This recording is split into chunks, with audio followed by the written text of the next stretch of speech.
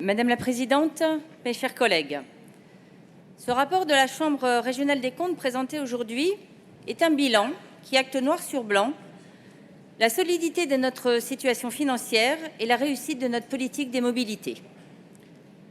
Dans un contexte d'inflation, de réformes fiscales défavorables et de besoins massifs d'investissements ferroviaires, la CRC salue une gestion rigoureuse, une trajectoire maîtrisée et des résultats tangibles en matière de fréquentation.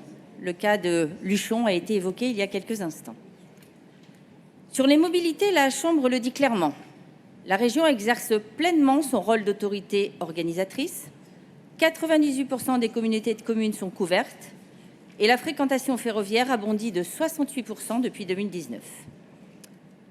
Quand certains dans cette Assemblée dénoncent un budget de renoncement ou une politique de transport sacrifiée au profit de la communication, la CRC parle de réussite et de performance. D'un côté des slogans, de l'autre des chiffres vérifiés. Ce rapport est aussi un démenti cinglant à cette petite musique, entretenue notamment par le groupe RN, sur une région budgétivore et livrée aux cabinets de conseil. La CRC rappelle que les prestations confiées à ces cabinets représentent 0,2% du budget. Autrement dit, il ne s'agit pas de recours abusif, mais comme le conclut la Chambre, d'un recours limité et justifié, les cabinets n'intervenant qu'en appui. Justifié, oui, car nos agents, en qui nous avons toute confiance bien sûr, ne peuvent pas être spécialistes de tout. Ils ne peuvent pas tout faire tout le temps.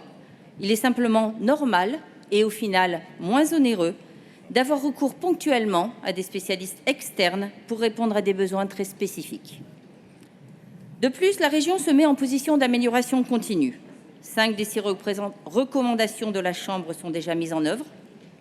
Et nous avons justifié la seule recommandation non retenue, la cartographie exhaustive des compétences internes, au regard de notre organigramme et des dispositifs de formation. Là où certains nous accusent d'opacité et de clientélisme, la CRC décrit une collectivité qui respecte le droit, corrige ses procédures et renforce sa culture de contrôle.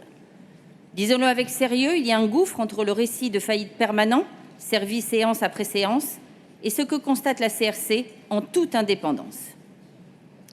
Mes chers collègues, nous avons une responsabilité, ne pas laisser le récit de la région être confisqué par celles et ceux qui vivent de la colère plutôt que de l'action, de l'invective plutôt que des faits. Notre groupe politique est fier de soutenir la présidente, l'exécutif et l'administration dans ce travail exigeant. Ce rapport confirme que nous savons tenir les comptes, investir dans les mobilités du quotidien, respecter la commande publique et encadrer le recours à l'expertise externe. Nous voulons le dire haut et fort, avec calme et sérénité, et notre groupe apportera donc son plein soutien à ce rapport. Merci. La parole est à